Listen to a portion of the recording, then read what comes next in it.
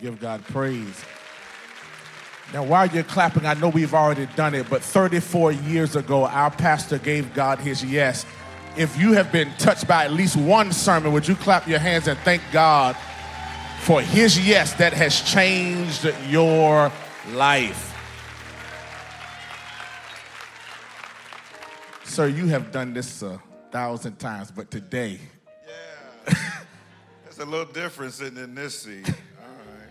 Well, for many people, if you are on social media, you've seen that Eddie Murphy just did his documentary, Being Eddie, and showing the life of the man behind the mic. Today, we get to hear from the man, the myth, and the legend. Just to give you all some stats, if pastor's been preaching 34 years, that means he's preached at minimum 1,700 or more sermons. Studies show past that, I know you know this, that one sermon literally is 8 hours of stress on the preacher's body, because when you're preaching, you're using every faculty in your body.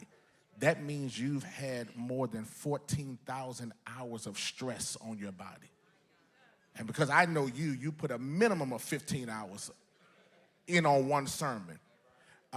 They say that in order to be a master of anything, you need at least 10,000 hours. You've amassed about 26,000. Such an overachiever.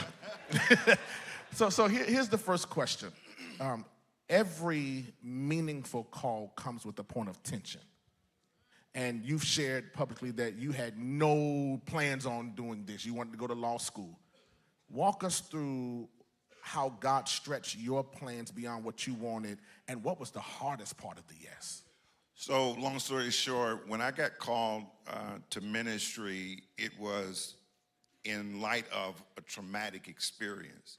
It was trauma that forced me into a vulnerable place where God had my attention.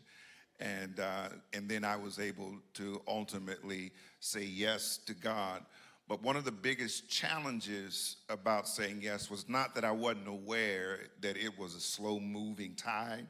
The challenge was I knew that ultimately saying it publicly meant that now I was thrust into a season of uncomfortability, that I did not want ultimately to have to deal with that ongoing uncomfortability.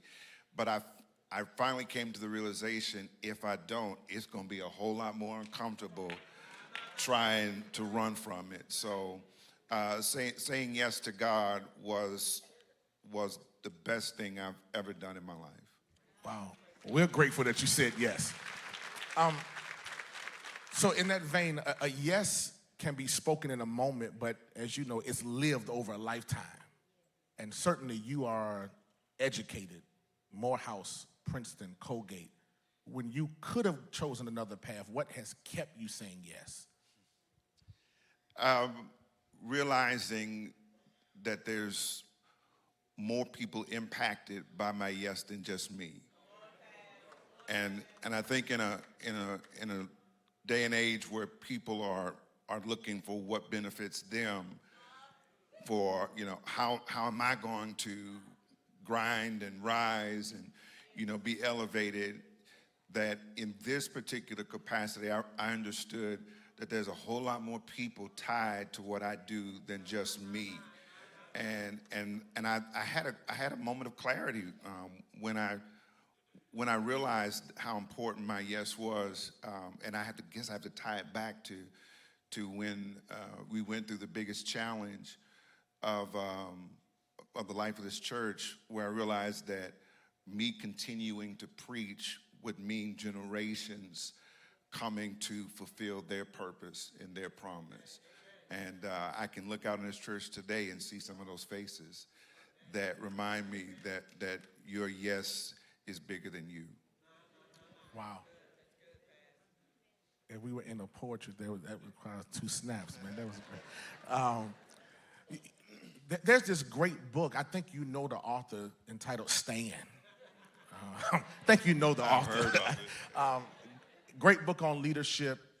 And in the book, not as just the pastor and the reverend doctor, but as the man, you talk about that conflict is inevitable and necessary, right? So if we would, let's step out of the pastor's office for a moment and share with us a moment when you realized God was requiring you to stand as a man.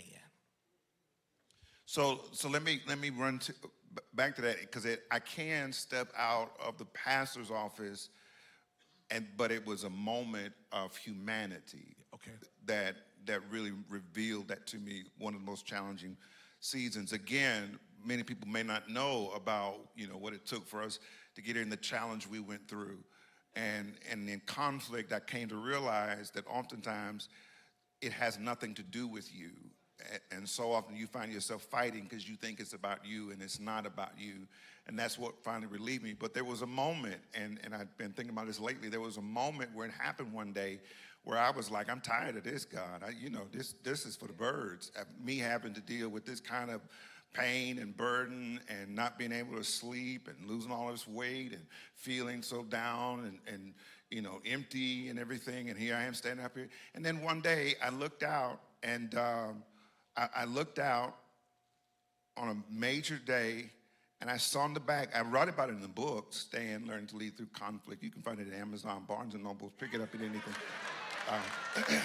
But nonetheless, I looked out, and I can still see to this day on the left-hand side, there were about 3 young ladies in this church who were sitting there looking at me on a day where I was about to say, I don't know if I can do this. And when I saw them looking at me, I realized, man, if you do that, you are putting their future in jeopardy. And that crystallized for me what it meant for me as a man, not just for me, for my family, but for the families connected to me. And you know what made it so? I almost lost it a few weeks ago. I really almost lost it, because one of the young ladies I saw brought her baby up to me. And I got to take a picture, and it for me, she didn't know she was the reason that I decided I got to stand. Wow. You kind of answered the last question in that, but I'll ask it. It says, along this journey, you don't always know when you're writing and hearing from God, right? Whether or not it's you or the Holy Spirit, right? You don't know unless God uses people to confirm. What is one major moment, if it's not that one, or another moment where God has confirmed or reaffirmed that your yes was right? Yeah, let me see if I can condense this and not lose it. So oftentimes people write little notes and tell me how much they appreciate or how much a message meant, and they don't realize how much energy that creates. Because again, you spend so much time doing this, you labor over it. And again, I love what I do. I love the call that God has on my life. It's heavy, but I love it. And there was one time where it was an anniversary, and one of the young children in the church, people were giving me gifts, and he took an envelope, and he wrote on the envelope, your preaching has changed my life. I love you, Paz. And he put about maybe 3 coins in there. I don't know what the coins are, because he sealed it, and I never opened it. But it's in the top desk drawer that I've kept for over a decade, because it's a reminder to me that what may not seem like much to me cost somebody else a whole lot, because they believe in what I gave them. So I keep that as a reminder when I pull that desk drawer out, is that what you do means a whole lot to somebody else, and it's pouring more into them than you can ever imagine. So I'm grateful. I'm grateful for the privilege. I'm grateful. Well, they said that Michael Jordan was one of the hardest working basketball players. Prince was one of the hardest working musicians. Luke Church, can we thank God for one of God's hardest working servants, the Reverend Dr. Timothy Sloan. Thank you, Past. Come on, Luke, let's make Past feel appreciated and welcome.